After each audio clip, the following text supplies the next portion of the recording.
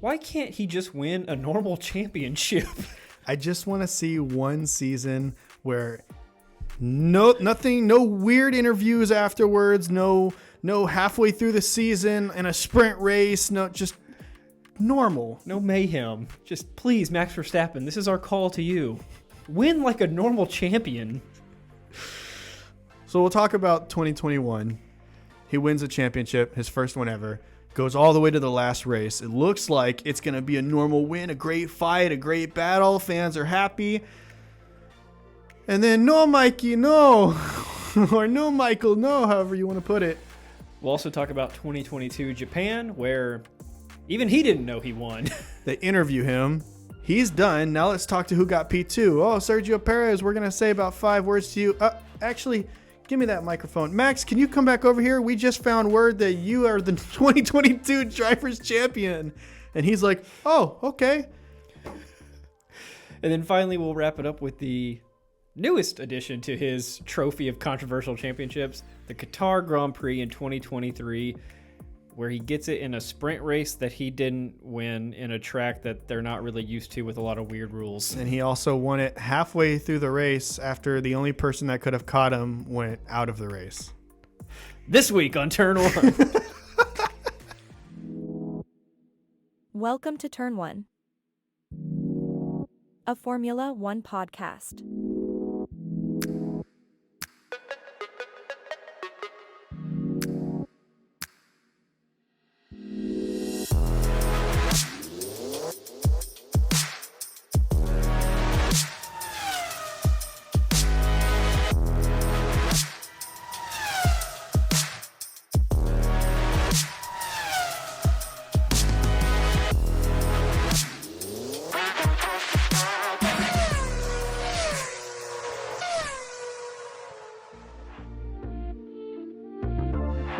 Now entering the grid.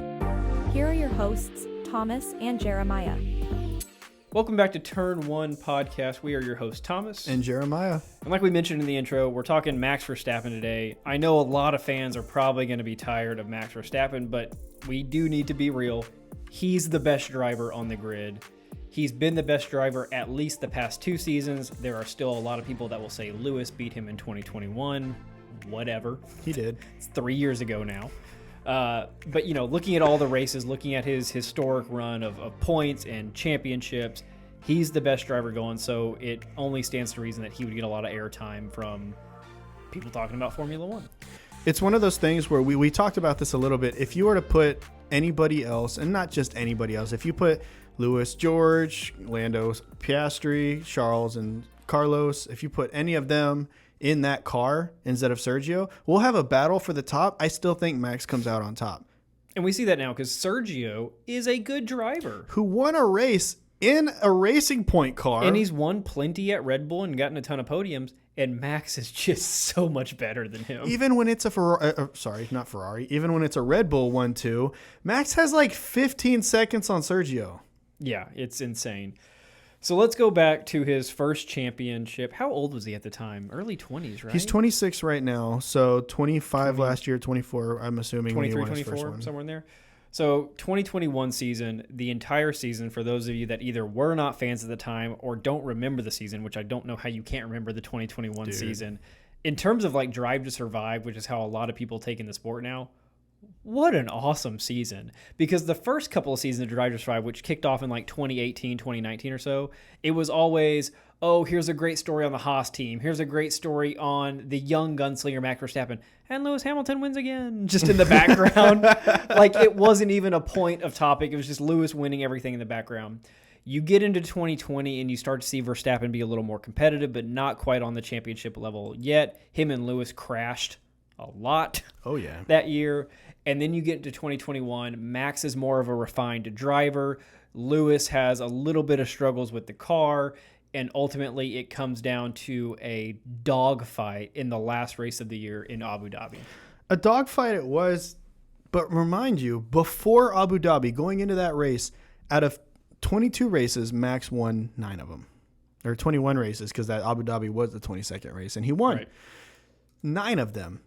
So doing some quick research, I wanted to pull up the 2021 standings to see if what Lewis Hamilton's wins were, because I wasn't actually aware. But with how close that this race was going into Abu Dhabi. He had 8, by the way. Hamilton at 8. Hamilton at 8 going into the final race? Yep. So we had Max at 9, Hamilton at 8. They were trading blows. But then we also had Max Verstappen getting a couple DNFs that season. Well, not a couple. He got 2, actually. I guess that is a couple. But he also had some races where he was out of the points, got 18th in Azerbaijan. But other than that, when you're looking at these races, second, first, first, and then retired, 18th, 9th. First, retired. Second, first. Second, first. I mean, it was just, and all those times he got second, it was Lewis Hamilton. And the controversy before you get to Abu Dhabi when looking at 2021 was that Belgian Grand Prix with the rain. Because if you note, before the race, Max Verstappen and Lewis Hamilton both were tied at 369.5 points. Where did those half points come from? The half points awarded in the sham Belgium GP, where they only ran 3 laps behind safety car and then called it a day and then gave points. So Lewis Hamilton actually only had 2 races in that season where he didn't score points. Other than that, I mean, first, 7th, which, not great, but then second, 4th, not great. See, Max didn't have those 7th, 4th, 5th. I mean, it was either first, second, or didn't score at all. So looking at that, both of them didn't score in Azerbaijan, with Max getting 18th and Lewis getting 15th. And then they both retired in Italy because that's when they crashed into each other. And Max landed on Lewis's head. And then a lot of people say to that little scene there that Max didn't actually check on Lewis and did this kind of cold standoffish, just walk away. And in reality, you can actually see that he does take a couple looks back to make sure that once he sees Lewis's back tire spinning, he's kind of like, all right, he's fine. He's all right. It's a part of the sport. It's just like in football, you knock the other guy down, you expect your own teammates to kind of pick you up. You don't help the guy get up. You just walk away. So we get into the Abu Dhabi Grand Prix, and Max Verstappen has to give a ton of credit to his teammate Sergio Perez, because going into the race, Max did qualify first, Lewis qualified second, and it was a dogfight, but they got separated based on their pit stop strategy. Right. And so the true race order was not being raced for probably the middle third of the race probably is when Sergio was just holding Lewis back. Oh, yeah, that was great. And you also have to give a lot of credit to Max's other teammate, the FIA. Well, I hadn't gotten there yet, but, I guess we can. So like I said, there's a lot of controversy behind this. 2021 had the Belgian half points thing, which that alone could be shrouded in controversy. And then now we get into what Jeremiah is bringing up. Sergio had held off Lewis. He set up a final battle between Max and Lewis. And take it away from your perspective of what happens on the final couple laps. So the final couple laps, they're battling it out. Max is starting to gain up on Hamilton. He's getting right back into the fight. Hamilton at this point has scrubbed his tires because he's trying to get past Checo, who at this point we get the radio message, Checo's a legend. Yep. How that legend died. Anyway, so they're battling it out, and then we get a safety car, as I believe it was either Nikita Mazepin or it was I think it was Nicholas Latifi who had ended up spinning out in the back. This caused the safety car to pull out, and here's where things get dicey, because at this point in the safety car, they have a choice. The choice is one of 2 options. Your options are either leave all the cars where they are, with Max and Lewis being separated by a bunch of people who have already been lapped. 5 cars. 5 cars that have already been lapped. The other option is you let all of the lap cars pass, which would have been those 5 cars plus more behind. However, that's not what happened.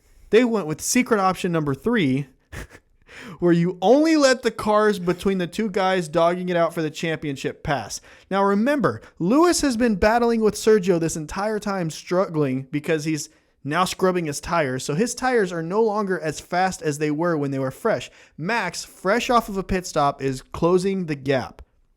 Now, there is no more gap. You take out the 5 cars and Max is right on Lewis Hamilton.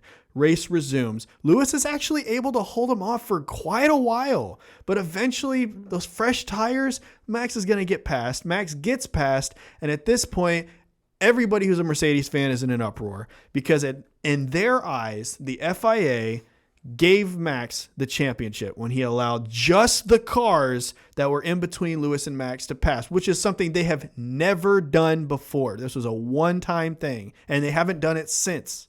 Okay.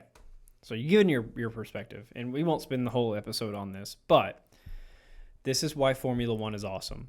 Now, granted, they have changed the format of the race director. This was the time when F1, you had the single race director that could essentially create the rules on the fly. It was their job to interpret the rules as they were written and then apply them however they saw fit. See fit. So Michael Massey's the race director, and the guy has a pretty good track record. He's been doing it for a while. This was really his only big controversy because it led to a championship. If you're looking at it from his eyes in his situation, they did not have enough time to let all of the cars unlap themselves because the race would have ended under safety car. You can't have, if you're running Formula One from a viewer standpoint, a money standpoint, a sponsor, advertisement, all that, you can't have the last race of the year that determines the championship end under safety car. I'm sorry, are we watching WWE wrestling or are we watching a real sport? You cannot have that when your sport is at an all-time high in terms of viewership and money for your final race to end under safety car and they all just drive over the line. We've seen that we see it at least once or twice a year. We saw it in Australia this year. We saw it in Italy last year, whenever it was. They finish under safety car and it's boring and it stinks. You can't have that be your last race. Right. So in his head, he's like, okay, we have to do something that keeps the buzz going. And this is where it gets a little controversial. And this is where I can see the Mercedes and Lewis fans that say he should have let them all unlap themselves or let nobody unlap themselves. But if you're Michael Massey and you think, I can set up a final one-lap showdown between the number one guys in the world. It's pretty sweet. I'm going to interpret the rules as we only have time for these 5 drivers to unlap themselves. Please, 5 drivers, unlap yourselves, and then we will resume with 1 racing lap. So they chose entertainment and marketing over tried and true rules of a sport. And look at how awesome F1 is now. And look at Lewis Hamilton struggling to still get that 8th. Can't even put bread on the table for his family anymore based on living that. under a bridge. I mean, it's rough out there, man. So Max Verstappen wins the race, rightfully so, I say. And that is his first championship, takes it from Lewis. Now, of course, Mercedes still won the Constructors' Championship that year, but that was Max's first in his now streak of 3. Well, let's move forward to the 2022 Grand Prix, which that one was controversial. This one I think was just confusing. So we'll set the stage first. We have to talk about the beginnings of the season. Okay. 2022, we saw an actual fight for the title. We saw Charles Leclerc and Ferrari and Max Verstappen dueling it out almost every single race for who's going to get the win. And we didn't always think it was going to be Max because Charles was quick in that Ferrari. And Charles, like Max, has that daringness about him where he's going to dive into corners and try and get the absolute max out of that car, pushing it to the absolute limits. It probably wasn't until, I'm looking back at the standings, Hungary or Belgium, which is just over halfway through the season, where we thought Max had kind of pulled ahead officially, but it was still Charles's game because up until that point they'd been trading wins. Charles was getting points, right? And then it wasn't until again just after the halfway point that he kind of fell off a little bit and he wasn't getting the consistent wins that Max was getting. Right, and so like you said, we didn't even know truly that he was going to pull away and kind of start getting this massive lead until roughly around a third, maybe half of the season. Yeah. And so at that point, halfway through the season, if you don't know, if you didn't watch that season, which I don't know what to tell you if you didn't watch it. The Ferrari engine. Go watch the whole season right now. Yeah. The Ferrari engine was not the most reliable thing in the world. We had constant races where the Ferraris were having to pull over. We had Carlos Sainz lighting on fire with the car at an incline, and he couldn't get out because there's no e-brake, so he just had to keep the brake on. Otherwise, the car was going to go back into the track. It's on fire.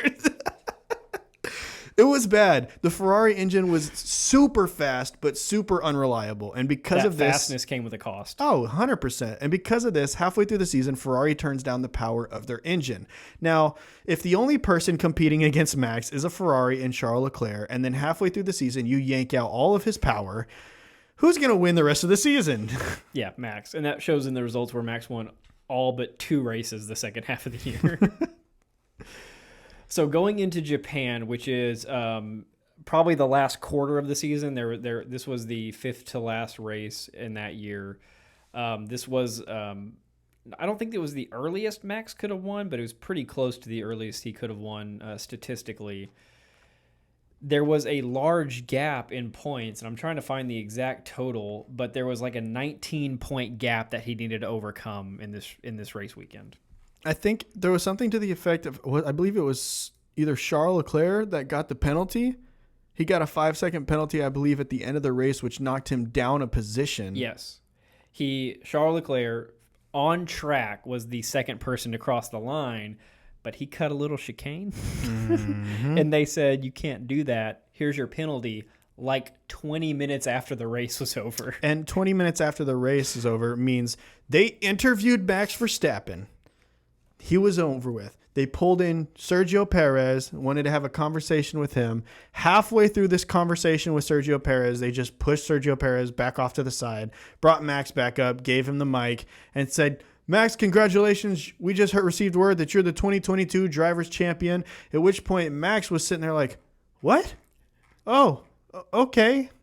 Now, this is where it gets a little weird because obviously he wasn't going to have the biggest reaction. There wasn't going to be any Christian Horner like in the first win where he's like, Max Verstappen, you are the world champion, the world champion. And Max is in there, yes, yes.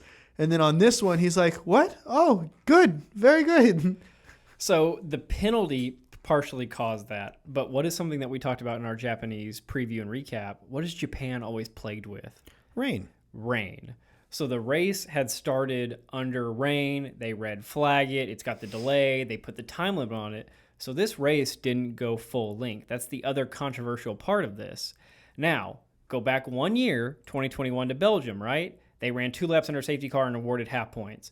They came up with this whole new scoring system for points. And it's like if 25%, if 50%, if 75%, if 90%, if 100% of a race is run, here's how many points we give. And they just threw that away for this race. Once again, the FIA changing a rule for Max Verstappen. So the thought was that because 75% of the race was not run, full points would not be awarded. And Max would have needed full points to be awarded in order to get enough to close the gap on him and Charles Leclerc and claim the title. But because the race ended under green flag conditions, and that was not specifically worded in the new point system that they had, the new point system that they had was either that a race finishes under safety car or finishes under red flag conditions. The tier system is applied. Because this finished as a normal race, just with the time limit applied, full points. Whatever. I mean, I understand. And regardless of whether or not it had happened in Japan, it would have happened at the next race or the race after that. We still had another 4 races to go at that point in the season, and he was by far and away ahead. So, again, like Jeremiah said, they interview all the drivers, and then they're like, hey, come back. You just won everything. And so he claimed his first victory in a controversial race director decision that gave him it in the last race of the year. Now, granted, he still would have won the championship in 2022. Exactly. There's no getting around that. No. But the fact that it's another FIA decision on how to award points gave it to him in this specific race. Because, again, let's say that you go to the next race of the year, which would have been, the United States Grand Prix. Maybe he crashes out and gets no points. Okay, right. And Charles wins. And then you go to the next race, which is Mexico, and he has a car fail part issue. Now you're talking about getting into the final 2 races of the year with a battle on your hands. And at that point, pressure starts to peak. And maybe at that point, maybe his performance starts to lack a little bit. We've never seen Max lack in performance when it comes to pressure building up. So perhaps that would have still ended up with him winning it anyway, regardless of how many failures or engine problems or whatever may have you. But at the end of the day, it was another win based on a changed rule by the FIA. So that is why it falls in this whole controversial championship win. Even though, like I said, he still had it in the bag. There was no way he was not going to win the championship. But it's just the fact that the way he won it, the way they gave it to him, was by a changed rule that they had set because of something that had happened already. That benefited him also. And only him. Yes. So the last point on the 2022 is that the FIA once again revised their points tier system for the 2023 season, which we're in now, where they said that they will apply that point system regardless of if it finishes under red or green flag conditions. And again, that goes back to the interpretation of the rule, because while they don't have the single race director, they still had like a rotation of race directors, or they had the stewards making decisions on the rules. And I guess enough of them voted that, hey, the rule didn't specify what condition the race finishes under. Let's give him full points and let him win right now. And you know that had to be brought up in the room, that, hey, if we give full points, he wins. That had to be talked about. There's no way it wasn't. That's a very big deal. Okay, let's move into the most recent example, which isn't really controversial or confusing. I think it just deteriorates from the value a little bit. So we'll set the stage again. Okay. The 2023 season for F1, we actually saw this thing start off with what looked like it was going to be a battle between Sergio Perez and Max Verstappen, as we see Max not being able to get the job done early on, and we see Sergio taking up those where he lacked. Max wins the first race. Checo gets second. Checo wins the next race. Max gets second. Max wins the third race. Checo gets fifth. But regardless, he's in the fight. The next race, Checo wins, Max gets second. The next race, Max wins, Checo gets second. And then we see a massive fall off in performance from Sergio Perez from here until the rest of the season. Yep. Now, he still gets third place finishes. He's got two of those. He still gets two second place finishes. He's on the podium. But we're seeing stuff like 16th, 4th, 6th, 4th, 8th, retired, 10th. You're not going to win a championship that way. And even in his, you think that he's going to dominate a track like Singapore because he's the street guy, he gets 8th. Yeah, that's my point, is we see this. I don't know if it was just the pressure mounting up in his head on the fact that he's actually going toe-to-toe with Max Verstappen, or maybe Max figured it out and got into his full form. We talked about how Red Bull kind of killed off doing any upgrades, 5 or 6 weeks ago. Maybe the other teams upgraded their cars and Sergio just couldn't keep going with that same pace of the Red Bull, but Max had figured it out. Regardless of what it may be, at the end of the day, this thing falls to the Qatar Grand Prix. Yep. So we just covered this in our race recap. Feel free to check that out. It is late. That's fine. Don't worry about that. The Qatar Grand Prix was a sprint race weekend. So we see another form of sprint race weekend as they change the layout of them. It's practice 1, qualifying for the race on Sunday, then a sprint shootout, which is just qualifying for the sprint race, and then the featured race. Take it from there. So we've talked about our dislike of the sprint format, and outside of it just being weird that you only get one practice session and that all of Saturday is sprint and that the qualifying for the race is before the sprint and then the race is after the sprint, I at least liked it better when the sprint decided the racing order for the race. I thought that at least you're tying them together. Right. But right now, you have Formula One Grand Prix on Friday and Sunday, and you have sprint on Saturday, and they are two disconnected events entirely. It's like ridiculous. Saturday is not part of the Formula One weekend as the others are. My other issue with the sprint format is that they award significant points. Oh, yeah. It might be one thing if they give a 3-2-1 for the podium or something like that. They give 8 points to the winner. And granted, they only take it to the top 8 people. But 8 points at the end of the day in a championship race is a large lump sum. It's not exponential. So in a regular race, you have 25, 18, 15. The sprint is 8, 7, 6, 5, 4, 3, 2, 1. There's no gaps. There's no real benefit for getting one spot over another, which leads to a lot less fights at the end of these races. So we get to the sprint race, and Oscar Piastri wins, and it is his first win in a Formula One series, right? He's a rookie, the guy from McLaren. They started out struggling in the year. They've rebounded. They're now the number 2 constructor in terms of performance, and the kid gets a win.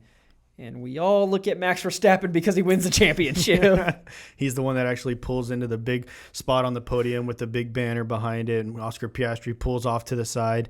Now, here's where this is why this isn't necessarily controversial.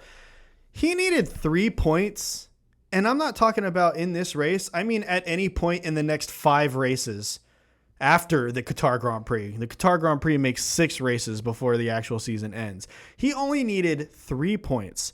And in a sprint race, he only really, like I said, he only needed to finish what? And let's see, Sixth. 8th gets 1, so he needed 6th.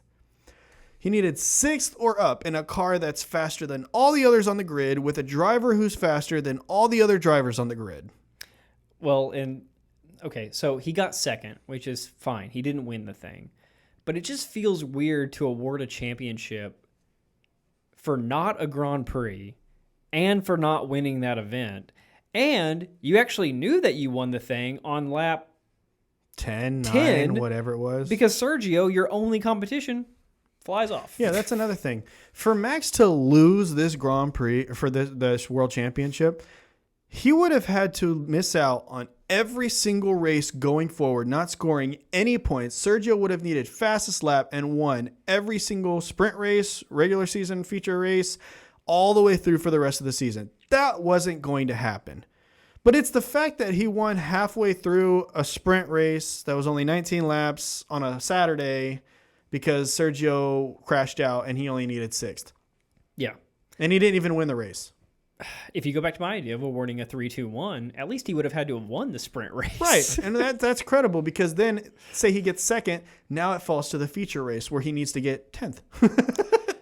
How can they, and this is a call, I guess, to the audience, and maybe we'll do a Reddit poll on this, which, speaking of, our last Reddit poll did fantastic numbers. Yeah, Thank thanks, you if you guys. voted on that. It had like over 1,200 votes.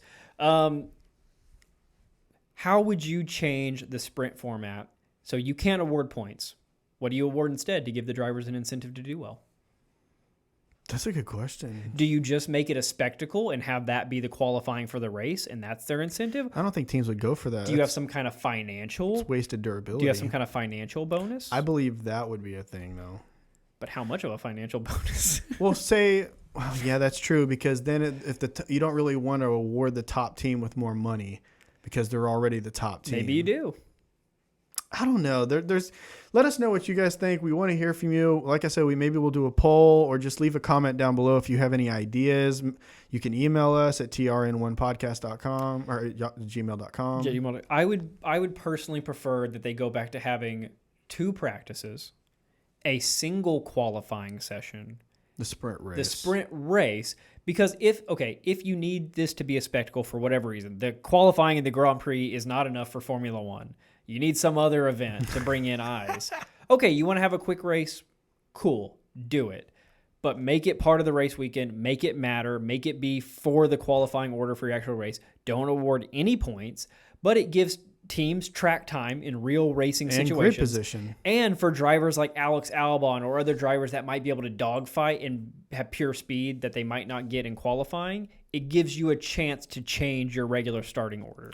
Also, we see cars like Hulkenberg all the time at around lap 19 of the race. He's out because he's got to get new tires or whatever else, but he's been running with the front runners. So if you do the one that you're talking about where you're doing practice 1, practice 2, qualifying for the sprint race, then the sprint race that determines your grid position for the race, people like Nico Hulkenberg would actually start qualifying for the race pretty high up. Yeah, and because if you look at just this Qatar Sprint race, you had Esteban Ocon and Sergio Perez both crash and retire. Those are 2 cars that would typically be in your top 10 area of a race. Right. That now opens up 2 spots in the top 10 for the race. That and drivers would get more time practice, just less time, because right now it's 1 practice session, then parfait. That's ridiculous. Let's trick it up even more. This is for the qualifying order of the race. Every team has to race one of their drivers and one F2 driver.